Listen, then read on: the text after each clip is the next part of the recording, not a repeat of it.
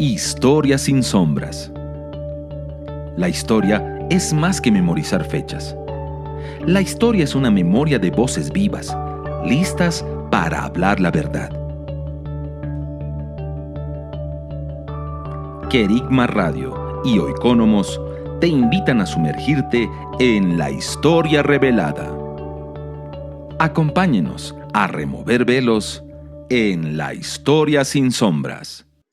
Una vez más, sean todos ustedes muy bienvenidos a su programa Historia sin Sombras, transmitido semana a semana a través de Querigma Radio, en conjunto a el Centro de Estudio Oikónomos. Aquí estamos, Javier Castro, quien les habla, junto a mis amigos Saray Jaramillo y Ángelo Palomino. Saray, bienvenida.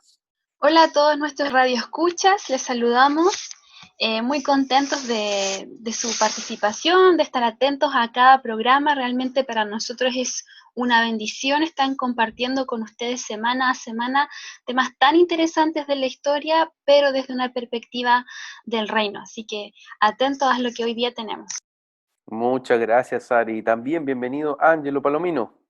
Así es, sumarme también a los saludos a todos nuestros hermanos que a lo largo de distintos lugares del mundo nos están escuchando a través de las ondas radiales de Querigma Radio. Así que sin duda un placer, como siempre, poder estar semana tras semana pudiendo compartir junto a ustedes, Javier, Saray, pero también con todos los hermanos que nos escuchan a lo largo de distintos lugares. Así que un tremendo placer, una tremenda bendición estar nuevamente a través de Querigma Radio en este programa de Historia sin Sombras.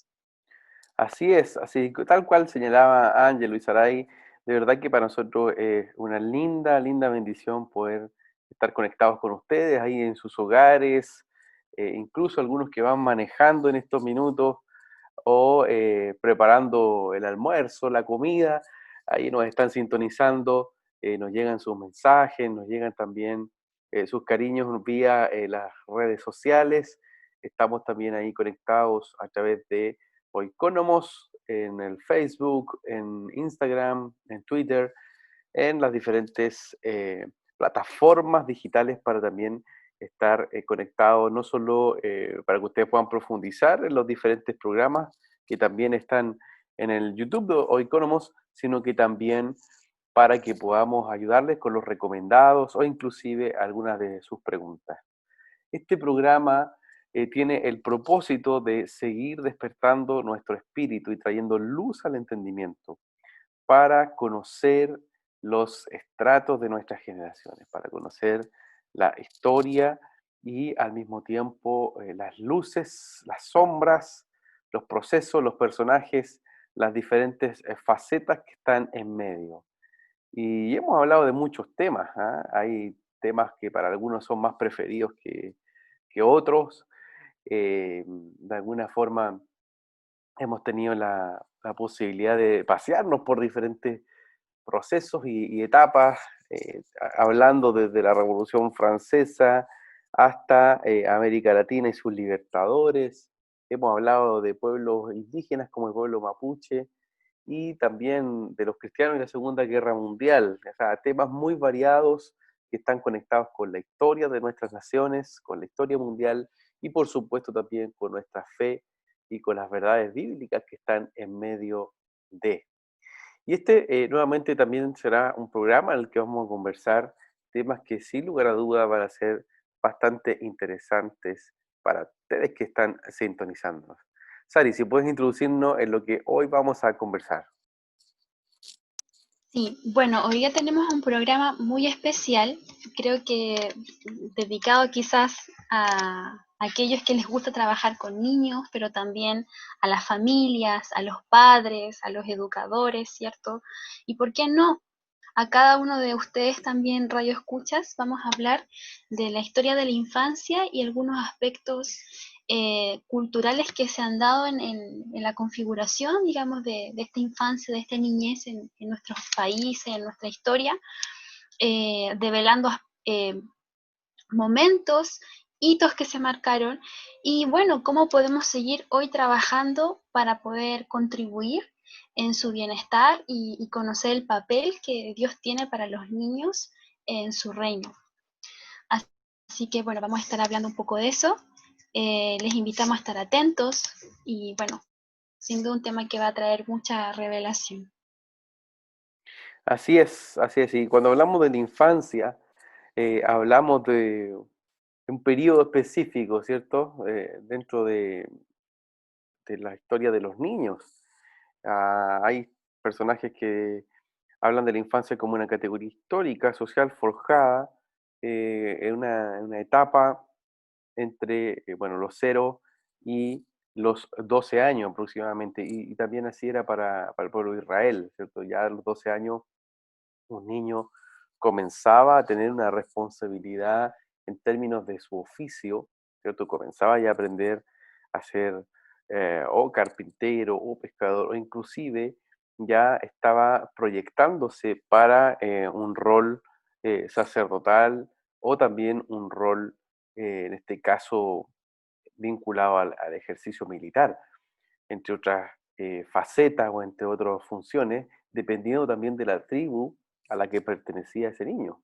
Por supuesto, quien pertenecía a la tribu de Leví tenía ya su destino, por así decirlo, ya escrito en relación al papel sacerdotal el cual tenía que cumplir, o inclusive los niños que eran apartados para ser nazarenos, es decir, el voto nazareno, y de ahí vemos al mismo Señor Jesús, o inclusive también a Sansón, ¿cierto? Quienes tenían un voto específico en el cual se iba a generar todo un proceso de transformación en sus propias vidas, y que iba a traer un planteamiento más allá de lo que podía de alguna forma hacer su propia elección.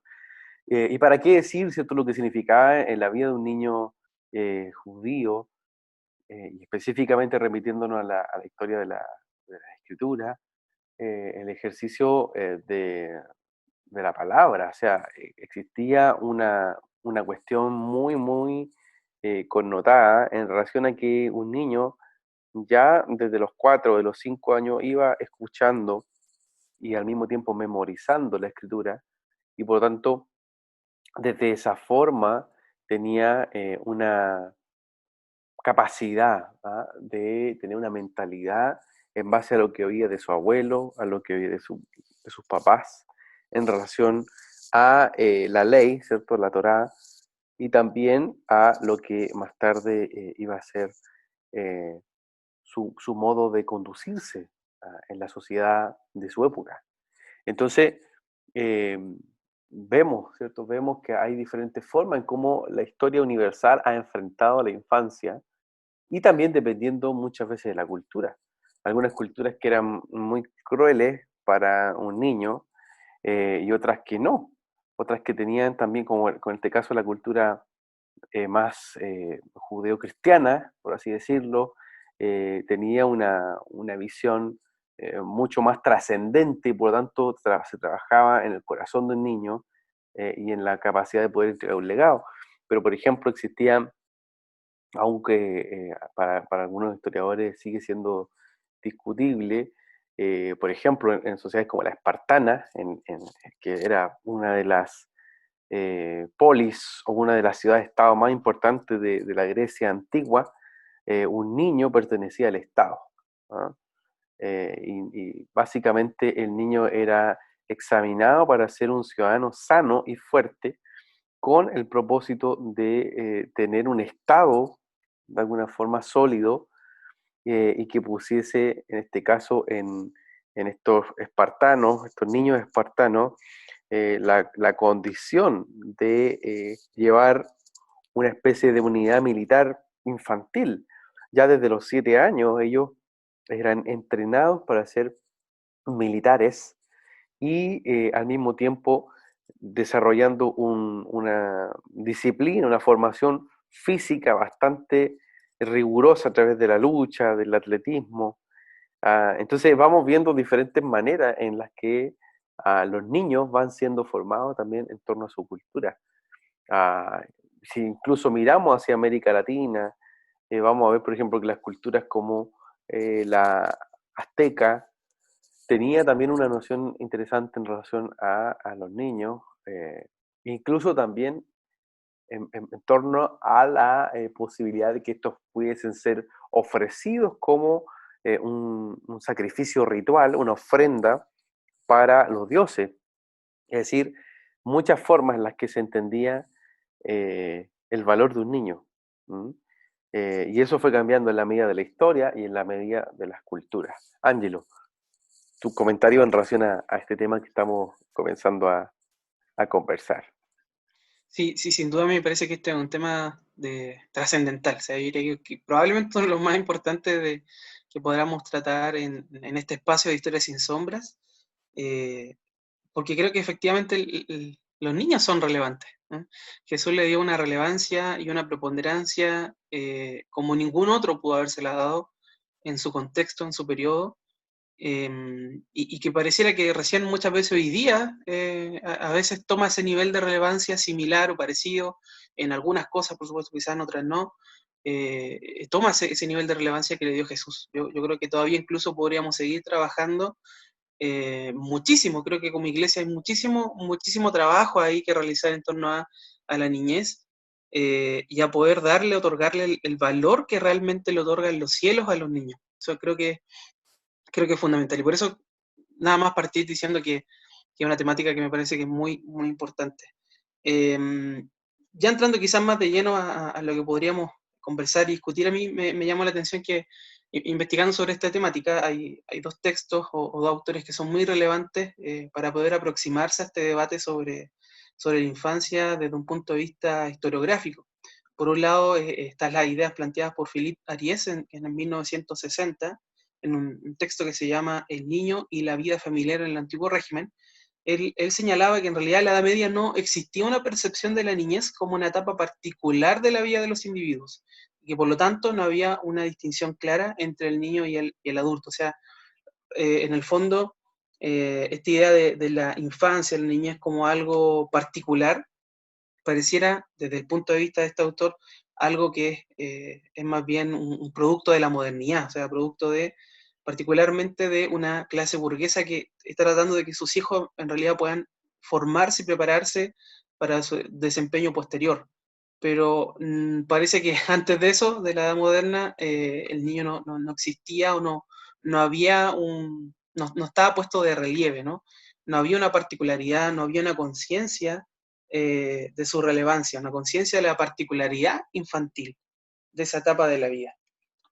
Hay otro autor también relevante que es Lloyd Mauss, quien escribe y plantea una historia psicogénica de la historia, es decir, una historia desde un plano de vista, más bien psicológico, donde él lo que considera es que el cambio histórico en la infancia no se da por aspectos como la tecnología o la economía, sino que se dan producto de la interacción que se da en distintas generaciones entre padres e hijos. Y eso me pareció muy relevante, porque si bien el autor no es cristiano, él está reconociendo algo que me parece que es una mirada que también tenemos los cristianos, y es que de alguna forma la relación filial entre padre e hijo que se da en una generación determina muchísimas cosas que se pueden dar, y él por supuesto lo ve desde el plano del cambio histórico de la infancia, es decir, hay un cambio histórico de cómo se concibe la infancia de acuerdo a cómo es el comportamiento, cómo es la relación entre padres e hijos. Ese elemento es fundamental y pareciera ser determinante por encima de otros como aspectos como la economía o la tecnología, que muchas veces otras personas tienden a considerar que a veces son relevantes. En ese sentido, él establece que hay una serie de etapas o de tipos de relaciones paterno-filial, y por un lado, él dice, de manera muy cruda, por supuesto, como también tú lo comentabas, Javier, una de esas formas de cómo relacionarse es el infanticidio, que se dio en la antigüedad y hasta el siglo IV, dice él.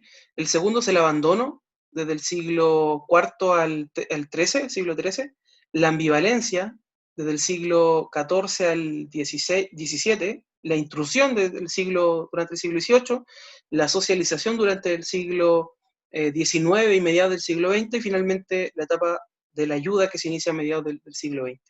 Y cada una de estas, por supuesto, son concepciones que van surgiendo en virtud de la aproximación que se va dando entre padre e hijo. Y eso a mí me parece que es una idea que es muy rescatable, a pesar de que el autor no sea cristiano. Así que partir diciendo o apuntando esos aspectos. Así es, Ángelo, y tal cual tú lo señalabas, Lloyd Mons o incluso Felipe Ries tienen esta idea del descubrimiento de la infancia, ¿cierto? Como una cuestión más bien de orden reciente, porque para muchos en la edad medieval o incluso en la edad antigua, esto quiere decir año 200, año 300, e inclusive antes, el infanticidio era una opción. Y algunos historiadores muestran que gran parte de esta transformación social o transformación cultural que llevaron a cabo los cristianos en por lo menos el siglo primero y el siglo segundo, se basa en relación a la dignidad que se le entrega tanto a los niños como a la mujer y a los ancianos. De hecho, los primeros orfanatos o los primeros lugares de apoyo a los niños que quedaban desvalidos, quedaban sin sus padres, eran las iglesias, eran las comunidades de fe. ¿Y por qué? Porque existía un valor a la vida, un valor a la vida humana. ¿Y por qué? Porque ahí también había un propósito eterno, un propósito de Dios. Y porque Jesús mismo dijo, y lo vamos a recalcar harto en este programa, o sea, el que no es como un niño no puede entrar al reino de los cielos. Y esto va más allá de una frase cliché, ¿cierto? El niño avanza con lo más espontáneo y lo más genuino que puede haber en su corazón, a pesar de sus diferentes inmadureces o sus diferentes situaciones de contexto. Un niño termina reconociendo la autoridad que tiene enfrente y por lo tanto se despoja de muchas estructuras que le impiden al adulto avanzar a dependencia y a confianza más profunda en relación a ver a Dios como Padre. O sea, yo creo que el meollo de lo que Jesús estaba planteando era ese, o sea, el que es como niño puede reconocer paternidad. ¿M? El que es como un niño puede conectarse rápidamente en esa relación paterno-filial, como también tú lo decías, Ángelo, y que en la historia muchas veces ha estado grabada por cuestiones como el infanticidio, el abandono, la ambivalencia, la intrusión o definitivamente como el ver a un niño como mano de obra, como incluso se vio en la época ya más moderna.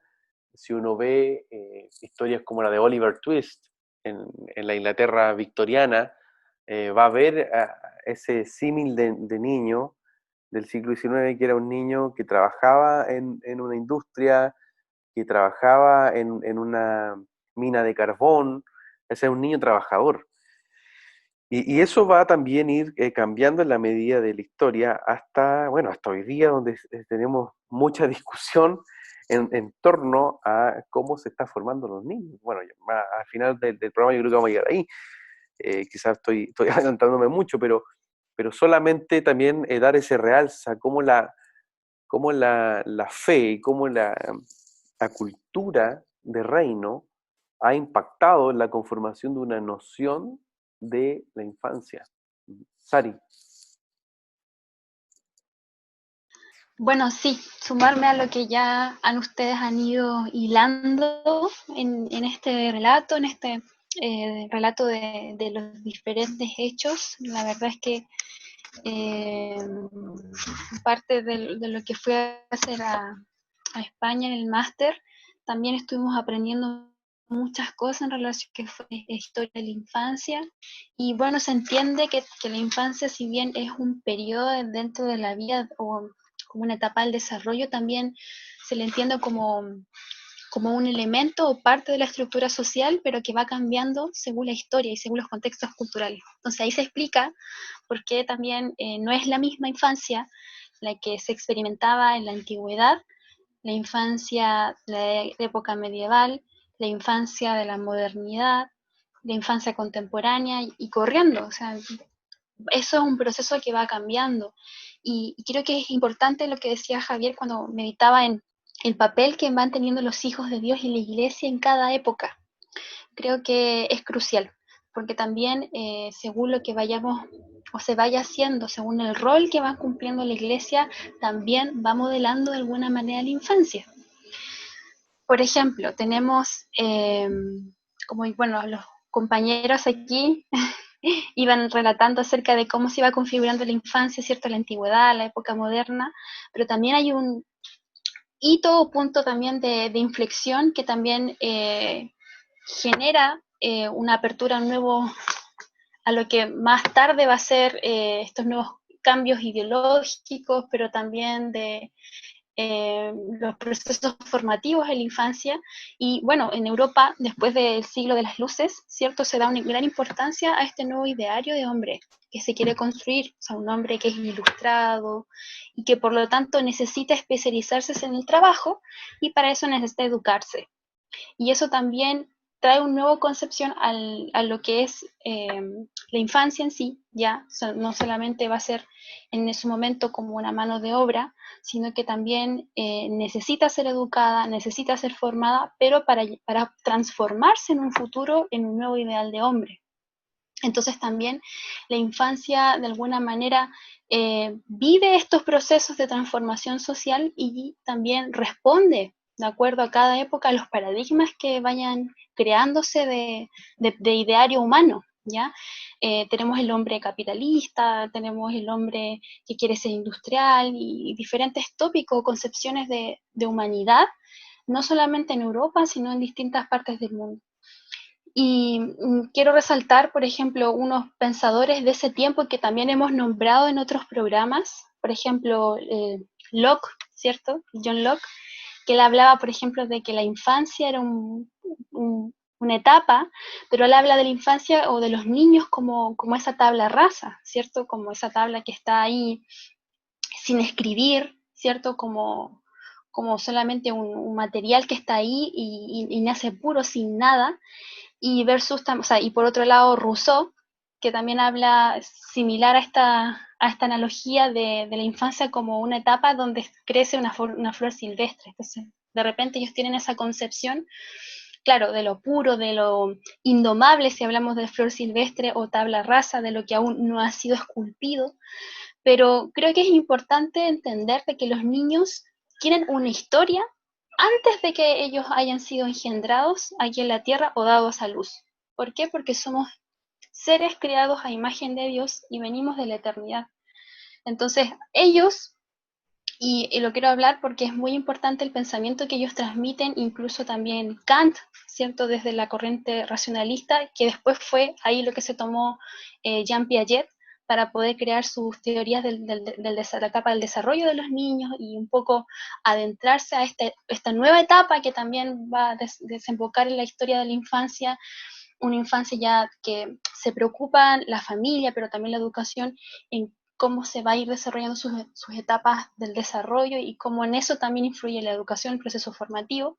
Pero todo esto viene anterior, tomado también de estos filósofos. Y creo que es importante que hoy día también desmintamos eso, porque los niños no son tabla rasa, tampoco son flores silvestres, ¿ya? En esta idea de algo que es puesto como al azar o indómito, sino que ellos tienen un diseño, que ellos portan una identidad que viene antes de la fundación del mundo y que Dios sopló sobre ellos. Estás en sintonía de Querigma Radio, extendiendo el mensaje del reino de Dios a todas las naciones de la tierra. ¿Vives en Santiago de Chile y no tienes dónde congregarte? Te invitamos a que nos contactes en nuestro sitio web www.ciudadeluz.cl. Te esperamos. Querigma Radio, enseñando principios que ayuden a la iglesia a vivir en el Espíritu. De manera práctica, real y completa. Querigma Radio. Te invitamos a suscribirte a nuestro canal de YouTube. Búscanos como CCA Ciudad de Luz. Ahora seguimos con tu programa, Historia sin Sombras.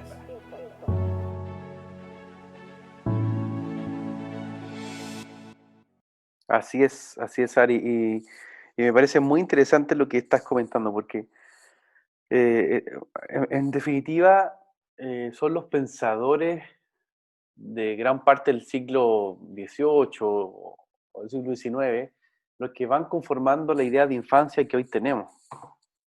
Y tú nombraste, por ejemplo, a Rousseau, Jean-Jacques Rousseau, que escribe un libro bastante importante, que se llama El Emilio, y crea un modelo de educación fuera de la escritura. Hay que decir de que hay un conflicto de ideas muy fuerte en relación a lo que los reformados o los que habían sido parte de la reforma protestante habían heredado de, bueno, Lutero, Calvino, y Pestalozzi, Comenius, que eran grandes pedagogos, grandes gente que habían creado, ideado un modelo de educación basado en torno a también el redescubrir la escritura.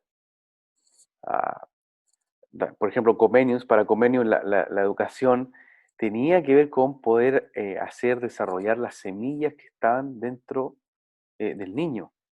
¿Mm? O sea, él tenía esa noción muy, muy clara. Y en este sentido, Comenius, por ejemplo, era muy claro en decir que los niños no solo aprenden mejor en compañía de otros niños, sino que necesitan ver a sus padres, ¿ah? Necesitan estar conectados con sus padres. Es decir, la infancia, en definitiva, va siendo una etapa en donde la identidad se forja en la medida de que los padres generan también un desarrollo de la simiente, un desarrollo de la semilla. Sin embargo, por ejemplo, para Rousseau, eh, los deberes y los derechos de los padres se limitan solamente a ser progenitores. ¿No?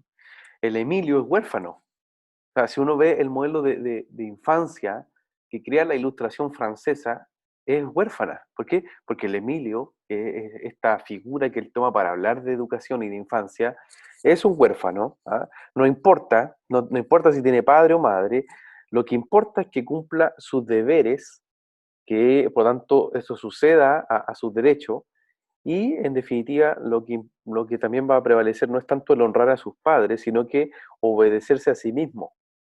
¿Mm?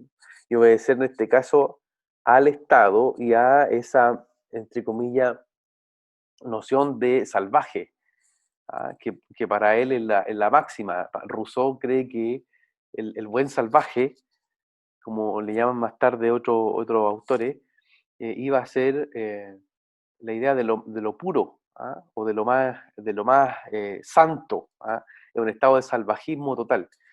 Bueno, para él, en ese sentido, ese va a ser su punto importante en la medida de diferenciarse y de implantar un modelo educativo bastante brutal eh, en los revolucionarios y también en toda la idea de ilustración francesa, y va a incluir también la educación.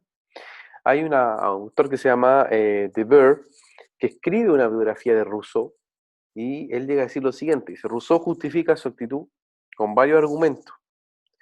¿Qué actitud? Que, por ejemplo, el mismo Rousseau dejó a sus hijos huérfanos, ¿ah? Quien escribe acerca de la infancia y de la educación, y es, entre comillas, un pionero de la ilustración, deja a sus propios hijos huérfanos. ¿Mm? Y, bueno, esto dice su biógrafo, dice, Rousseau justifica su actitud con varios argumentos de dejar a su hijo huérfano. Primero, tenía una enfermedad incurable y se temía que no viviría mucho. Además, no tenía dinero y ni siquiera un trabajo estable que le permitiese educar a sus hijos debidamente o dejarles algún legado. Tampoco quería que fuesen educados por una familia de amigos, los Leveson, porque se convertirían, según él, en pequeños monstruos. Así que la mejor solución era la inclusa, donde no recibirían ningún mimo y lo pasarían mejor, y además esta era la forma de educación que Platón recomienda en su República. Los niños deben ser educados por el Estado.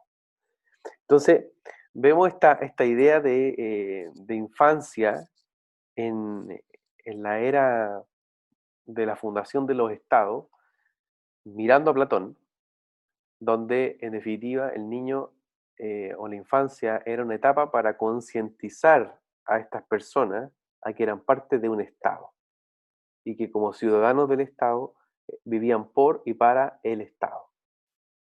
eh, suena parecido a lo que hoy día es un motor en medio de la construcción de los ciudadanos.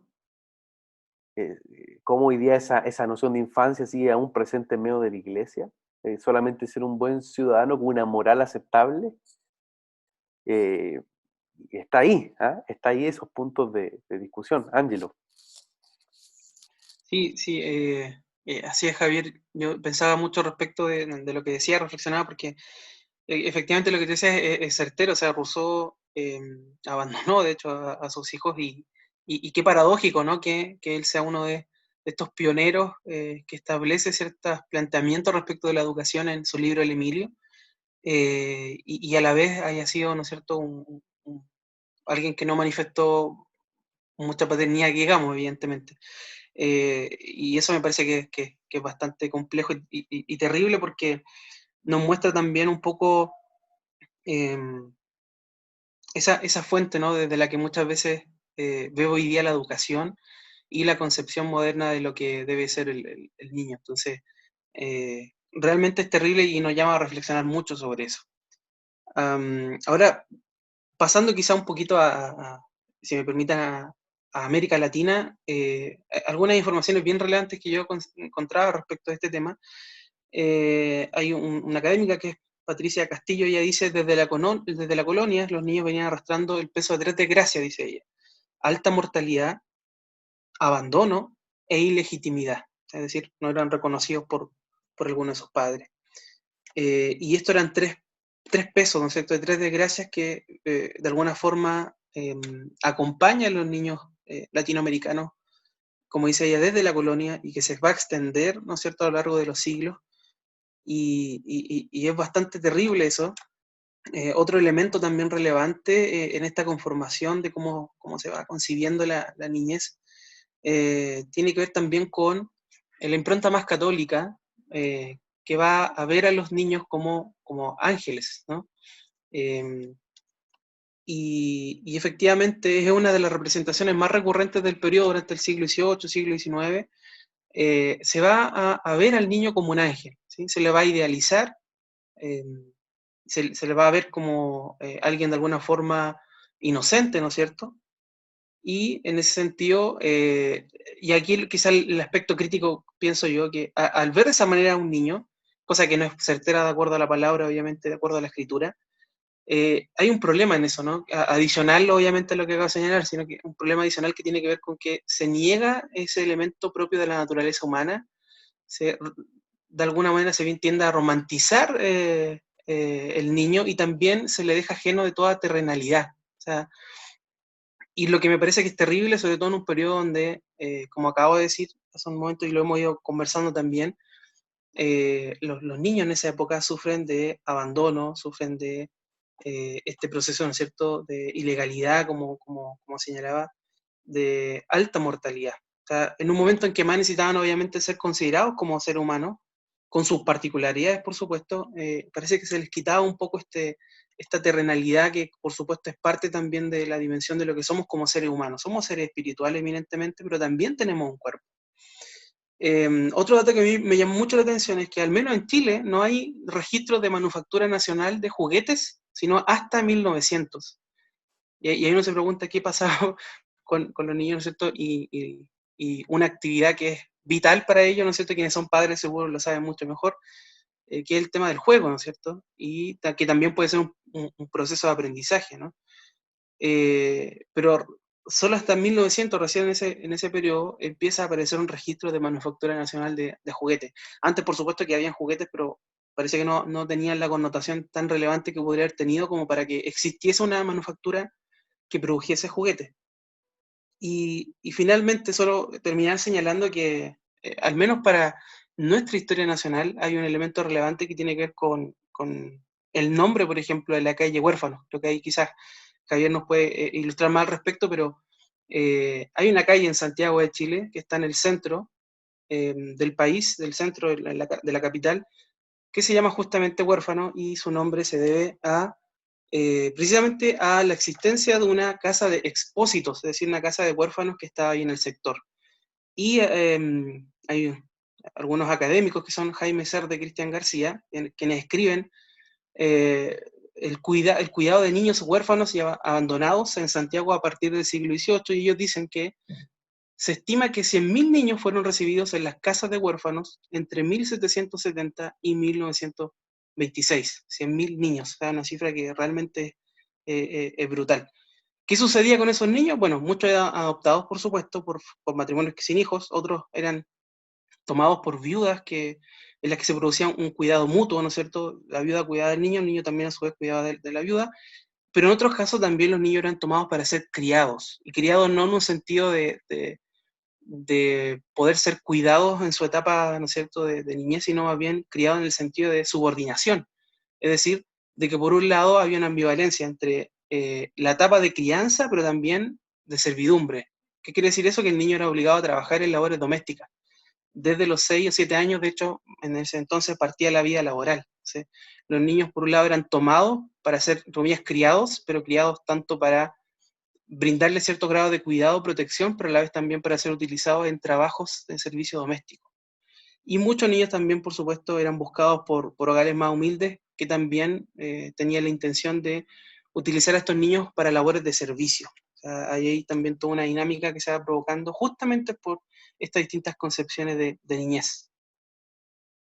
Así es, Ángelo. Y ahí tú nos introduces en un tema bien interesante en relación a América Latina. Y es importante hacer ese aterrizaje tal cual tú nos estás dando esas luces. Porque América Latina ha estado totalmente atravesada por el mestizaje, por la orfandad y por diversos elementos que tú ahí ya estabas mencionando, ¿cierto? Los niños como parte de un sistema laboral casi esclavista, ¿cierto? Desde periodos de la colonia, e inclusive desde antes de la llegada de los españoles, ¿ah? Desde antes de la llegada de los españoles los niños tenían una posición muy diversa respondiendo también a sus diferentes culturas, pero siempre de subordinación, ¿ah? No como hoy día se ve a un niño, que se ve como, eh, o sea, se le ve con cierta medida de cuidado, por supuesto que se toman todos los resguardos de salud, de alimenticios, etcétera.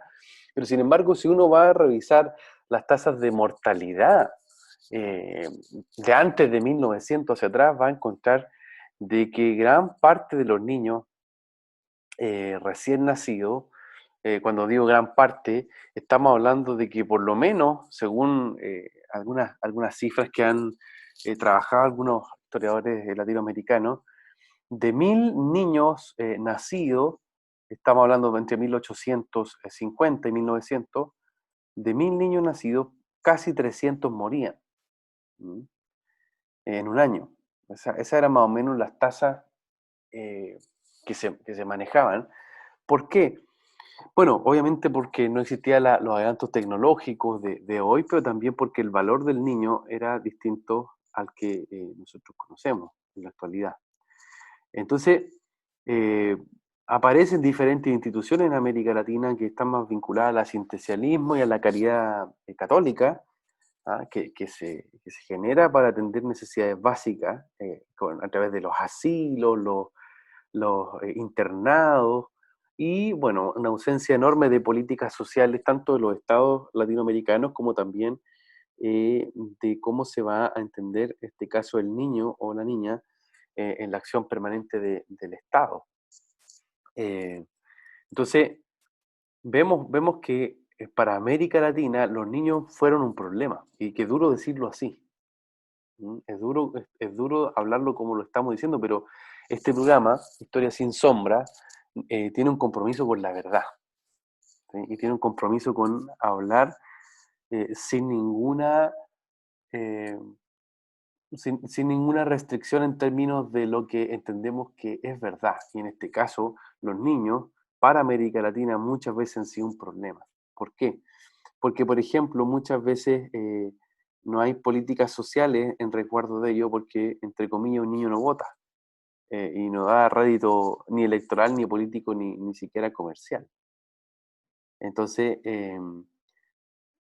insisto, es crudo hablarlo de esa forma, pero muchas veces esas han sido las posiciones para tomar decisiones, o inclusive usarlos o utilizarlos, muchos de ellos como, en este caso, mano de obra barata, fue parte de un modelo, o incluso en las guerras. En América Latina hemos tenido guerras importantes en el siglo XIX, ¿cierto? Cuando se fueron conformando los Estados-nación, y creo que la más emblemática de esta, donde están ahí los niños, y entre paréntesis, vamos a tener un capítulo especial, es la Guerra del Chaco. ¿Mm? Es la Guerra del Chaco donde eh, tenemos ahí una alta tasa de niños que van a morir, pero también, entre comillas, esa es la más reciente, porque es una guerra ya entrado al siglo XX, pero para qué decir el siglo XIX, ¿cierto? Con la guerra de la Triple Alianza, ¿m? Donde ahí sí que vamos a encontrar un gran número de niños que van a morir, eh, que van a participar en las guerras.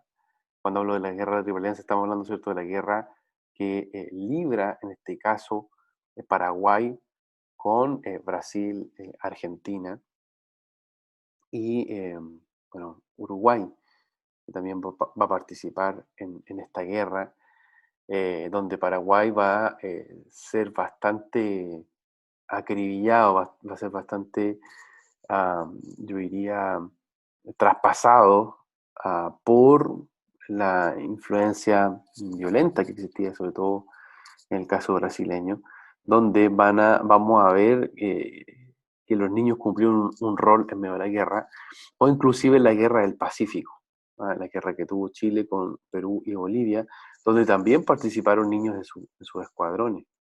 Eso no era algo nuevo, eso era algo aprendido ya desde la colonia, ¿sí? Es decir, los indígenas, muchos de ellos ya eran pajes, eran soldaditos que los españoles tomaban para que pudieran ser sus asistentes, y se les entregaba el cuidado de las armas o incluso de los animales, y de esa forma se fueron generando también adaptaciones culturales, y una participación de los niños en etapas bélicas, en momentos de mucha guerra.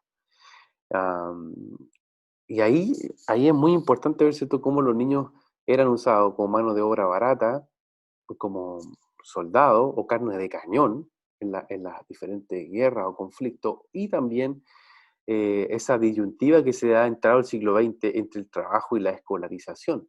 Mm. Por ejemplo, en Chile es muy emblemático las cristalerías que en el barrio Franklin, un barrio que está cerca del centro de Santiago, donde, por ejemplo, a inicios del siglo XX, el 30% de los trabajadores eran niños menores de 14 años. ¿Ah? Ellos eran los que hacían los vasos, los que hacían tazas, cucharas, es decir, niños menores de 14 años que trabajaban. Y por supuesto, en esa etapa tampoco existían los derechos del niño, que también son una cuestión reciente. Am, otras cuestiones que están ahí en la mano son la internación carcelaria de muchos de esos niños que, por nacer en lugares de mucha pobreza, donde habían 10, 12 hermanos, muchos de ellos también eh, eran parte de diferentes círculos delictuales, y por lo tanto terminaba con niños ya menores de 10 años, ¿cierto? Con diferentes penas o castigos penales por múltiples delitos, ¿no? ¿Y qué pasaba con ellos? Bueno, a estos niños ya no solo se les llevaba a hogares, sino que directamente a centros de reclusión, donde aparecen también las primeras leyes de protección de sistemas de justicia especial para los menores, pero se va a convertir eso en servicios como el que ha existido acá en Chile, como el Servicio Nacional de Menores, el CENAME, que no ha entregado ninguna solución concreta en resolver un problema grave que tiene que ver con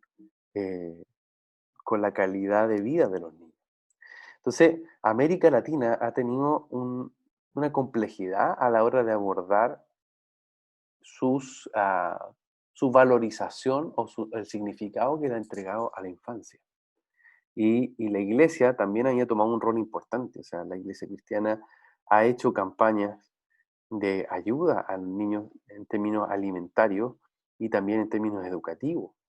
Hay grandes testimonios, y ustedes conocen, por ejemplo, a Oscar Cáceres, un periodista connotado que muchas veces ha contado su testimonio de cómo él vivía a la orilla del río Mapocho, y llegan los hermanos de la escuela dominical ofreciendo desayuno, pero al mismo tiempo dando una palabra, y a él le da una palabra. Y esa palabra fue que Dios sacaba al pobre del muladar y le hacía sentar en sillas de príncipe. Y esa palabra cambió su vida y transformó su corazón.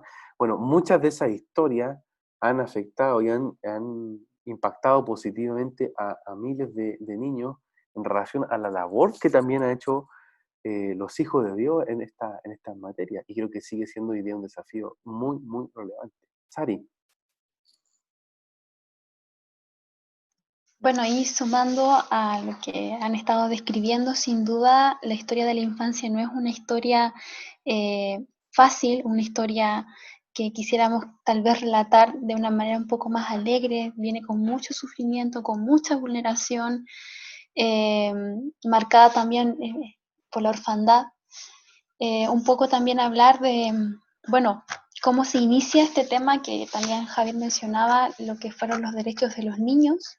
Creo que es importante también ahí comentar algunas cosas para ubicarnos, porque de repente tanto hablamos de esta forma de pensamiento que se va, digamos, transmitiendo en los diferentes países, ¿cierto? Y nuestras leyes, pero bueno, también responde a lo que, digamos, durante el siglo XX se generó posguerras mundiales, tratando de generar estos pactos de paz entre las naciones, y también ahí surgen las primeras declaraciones.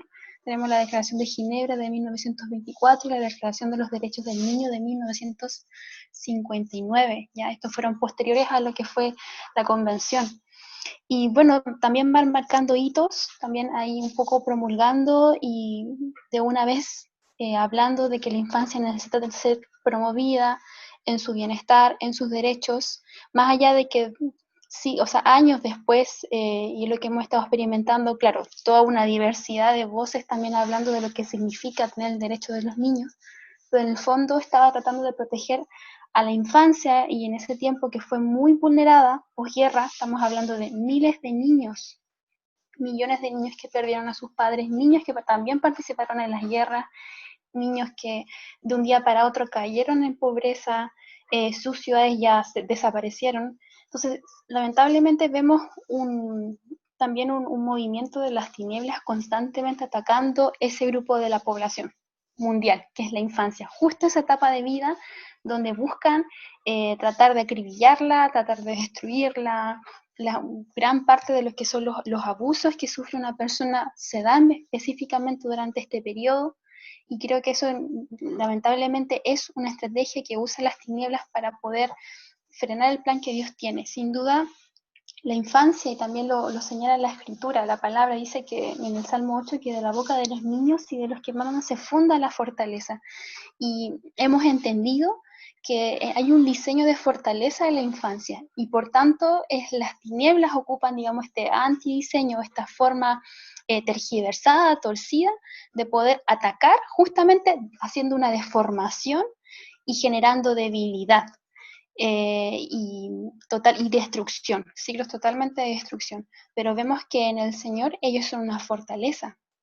Creo que América Latina es un continente joven, tenemos mucha población joven, a diferencia de Europa, de otras partes del mundo, donde ya las pirámides están siendo más regresivas. Aún en América Latina todavía contamos con niños en las calles, y creo que ese es un punto a favor. Sin duda hay que seguir trabajando muchísimo. Los sistemas de protección a la infancia aún no han sido perfeccionados, y eso de alguna manera nos abre un punto o una ventana para que como iglesia también podamos entrar allí y poder proveer, digamos, de espacios de sanidad, de espacios de restauración, de restitución para la infancia chilena, argentina y de otros países en América Latina y el mundo, para que realmente los propósitos, los diseños de Dios se puedan cumplir en cada uno de los niños. O sea, sin duda ellos transmiten una esencia diferente. Creo que esa pureza en ellos es fortaleza para nuestras sociedades, y lo hemos visto así en diferentes periodos de vida. Quisiera mencionar, hay un autor que vamos a un poco hablar de eso, Francesco Tonucci, que es un pensador italiano, un pedagogo, pero también dibujante. Ya él es un abuelito, ya es anciano, pero que ha dedicado gran parte de su vida desde estar en la escuela, pero también generando proyectos de transformación social, inspirado en la idea, él habla de la ciudad de los niños, ¿cierto? Habla de esta ciudad como un modelo donde no es que sea una ciudad donde solamente habiten niños, sino de que es una ciudad donde se generan condiciones de vida que permiten una seguridad y una estabilidad para los niños, pero que en el fondo genera un beneficio para todos. Y uno de los pensamientos que él tiene en relación a los niños es que es importante mirarlos a los niños como indicadores de salud social y salud medioambiental incluso, o sea, va un poco más al plano más ecológico, más global, porque él dice, si un niño está seguro, entonces todo nuestro barrio es seguro. Si un niño es sano, si un niño crece, digamos, en condiciones de calidad y de vida digna, significa que hay una sociedad que está impulsando un cambio de vida digna, y por lo tanto es un indicador. En palabras de nosotros sería como una medida de justicia, una medida, ¿cierto?, de rectitud, de hacer las cosas bien. Lamentablemente como relataba Javier y Ángelo en la historia, han sido medidas de injusticia muy fuertes los niños. Han marcado esa vara de que estamos al debe como sociedad de muchas cosas. Pero este pensador decía, no, los niños son un indicador de bienestar. Y en nuestro, digamos, lenguaje como hijos de Dios sería un indicador de justicia. Y una de las palabras de las que él se toma para inspirarse, le preguntan, en una conferencia, y fue una de las primeras veces en las que yo me pude acercar a este pensador. Él tiene su cita ahí en Zacarías 8:3, cuando habla de una ciudad fiel, dice que Jerusalén, en los postreros dice que él va a llegar al Señor, y se llamará una ciudad fiel, un monte, ¿cierto?, donde reposan los ejércitos, el monte santo del Señor. Y el 4 dice, el Señor de los ejércitos celestiales dice, nuevamente los ancianos y las ancianas caminarán por las calles de Jerusalén apoyados en sus bastones, y se sentarán juntos en las plazas de las ciudades, y las calles de las ciudades se llenarán de niños y niñas que juegan. Y él decía, esta idea, este proyecto que yo impulso en Europa y en algunas partes de América Latina, la ciudad de los niños, tiene mi inspiración en la palabra. Y a mí, cuando yo escuché eso en su conferencia, fue como, wow, fue como un boom para mí dentro, una explosión. Y fue también lo que me ha ido inspirando a poder ir desarrollando más en ese ámbito, a nivel más profesional, pero también en mi propósito en Dios, entender de que el diseño de Dios, de este Sion, este monte que nosotros anhelamos, cantamos, profetizamos, proclamamos, ¿cierto? Es un monte de generaciones, es un monte donde hay ancianos, ¿cierto? No es que cuando estamos en lugares celestiales o estamos en el reino somos todos de la misma edad, sino que hay un conjunto de generaciones que se nutren, que cada uno tiene su espacio y donde los niños juegan. Y a mí me impactó ver que para Dios el niño que juega es un niño que vive en la plenitud de su reino. Y creo que esos son diseños que tenemos que hoy día restaurar como iglesia. El acompañamiento generacional, la honra de los ancianos, la honra y dignidad también para la infancia, para los niños, los padres también, como van participando en esta dinámica. Creo que es muy poderoso y creo que es un diseño para este tiempo. Estás en sintonía de Querigma Radio, extendiendo el mensaje del reino de Dios a todas las naciones de la tierra. ¿Vives en Santiago de Chile y no tienes dónde congregarte? Te invitamos a que nos contactes en nuestro sitio web www.ciudadeluz.cl. Te esperamos. Querigma Radio, enseñando principios que ayuden a la iglesia a vivir en el Espíritu. De manera práctica, real y completa. Querigma Radio. Te invitamos a suscribirte a nuestro canal de YouTube. Búscanos como CCA Ciudad de Luz. Ahora seguimos con tu programa, Historia sin Sombras.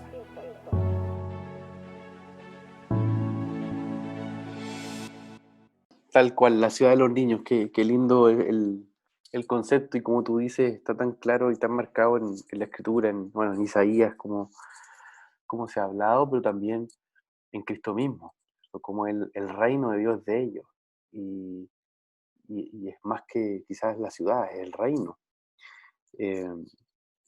Entendiendo todo el trasfondo que hay en relación a la infancia y los ataques y los enemigos que se han levantado contra los niños, creemos que hay mucho más que hablar. Por ejemplo, nos queda en el tintero poder hablar de las teorías de género, que son otra forma en cómo hoy día se está tratando de crear casi de manera artificial una perspectiva de infancia. Y desde ya nos comprometemos a tener un programa especial para hablar de las teorías de género. Y sin lugar a dudas hay muchos otros elementos que están ahí. El objetivo de este programa es justamente despertar a ustedes, queridos amigos que nos escuchan acá por Querigma Radio, a que podamos dar la significancia y también reconocer el poder que tienen los niños en medio de nosotros. Todos también nosotros fuimos niños en algún momento, y es muy interesante ver cómo, por ejemplo, las tasas de algunas organizaciones como el Barna Research, que han sido organizaciones cristianas que han estudiado a la iglesia principalmente norteamericana, muestran de que cuando un niño es evangelizado hasta aproximadamente los 7, 8 años, es muy difícil que ese niño después se aparte de los caminos del Señor, porque se sembró en ellos desde pequeñito esa verdad, ¿ah? esa, yo diría, impartición profunda en sus corazones. Y creo que es muy importante tanto el trabajo que se hace dentro de las iglesias, como también lo que tenemos que ver en relación al contexto mundial en el que hoy nos encontramos. Bien, vamos cerrando el capítulo de hoy de Historia sin Sombras, y para eso quiero dejar a Sari que nos comente los recomendados de esta semana, para ya después escuchar nuestras palabras finales. Bueno, sí, los recomendados de esta semana tenemos un libro del autor que mencionamos hace un poquito, que es Francesco Tonucci, con doble C se escribe, y bueno, una de sus obras maestras es precisamente La ciudad de los niños, así que un libro que es un ensayo, ¿cierto?, donde él habla acerca de esta propuesta que él tiene sobre cómo los gobiernos, las ciudades y las naciones pueden avanzar en generar mejores condiciones de calidad de vida, pero a través de la mirada y con los ojos de los niños, ya restaurando un poco de su lugar, su espacio, y también en conjunto con las generaciones. Así que totalmente recomendados para toda la familia. Excelente, muchísimas gracias por ese recomendado. Ustedes ahí ya lo tienen, La ciudad de los niños, Francesco Tonucci. Ángelo, tus palabras de cierre. Sí, me quedé pensando mucho en una de las cosas que dijiste, Javier, respecto de que la infancia en general en América Latina tendió a ser más bien un problema, fue concebida así. Y eso justamente porque los niños, al ser muchas veces huérfanos, ¿no es cierto?, estaban en las calles mendigando y también expuestos también a la delincuencia. Y siempre, desde ahí entonces, de esa dinámica, se tuvieron que plantear políticas para poder corregir esa situación, ¿no?, y poder insertarlo en la educación, en el mercado laboral, pero luego de no hacerse cargo finalmente de un problema estructural en América Latina, de un problema que también es espiritual, que es la orfandad. Y ahí yo pienso que como iglesia creo que hay mucho que podemos hacer, porque Dios también es padre, ¿no es cierto?, de huérfanos, dice la Escritura, y tenemos ese desafío como iglesia de poder relevar a los niños a ese sitial que pone Jesús, ¿no es cierto?, cuando Él dice que de los tales es el reino de los cielos. Así que invitamos, ¿no es cierto?, y nos invitamos a todos nosotros a poder evaluar cómo estamos visibilizando a la infancia y a poder darle ese valor como le daba Jesús. Así es. Sari, también tus palabras finales para cerrar este programa. Bueno, solo decir de que nos quedaron muchos temas ahí en el tintero, así que me parece una excelente idea de que puedan haber otros capítulos de Historias sin Sombras donde abordemos otras perspectivas.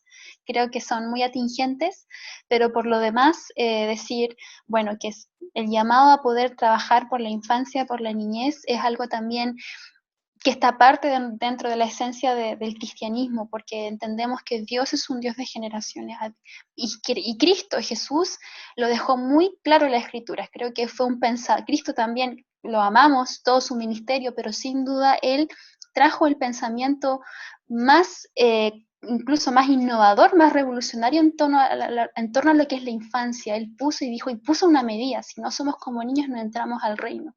Creo que eso tenemos que recuperarlo para poder avanzar en los planes y propósitos que Dios tiene para los niños. Muchas gracias, Ari, y gracias también, Ángelo, y por supuesto, gracias también a cada uno de ustedes, nuestros queridos amigos que nos sintonizan semana a semana a través de Querigma Radio en su programa Historia sin Sombras, que ya está llegando al término en el día de hoy. Como ustedes saben, también pueden escribirnos a contacto@oikonomos.cl y estar también allí conectados con nosotros. Nos vemos en un próximo capítulo de Historia sin Sombras. Chao, bendiciones. Hemos concluido un nuevo recorrido por la historia. Sin olvidar que la verdad nos hace libres. Nos vemos en un próximo capítulo. Fue un programa de Oikonomos, Centro de Liderazgo Público Cristiano, patrocinado por CCA Ciudad de Luz.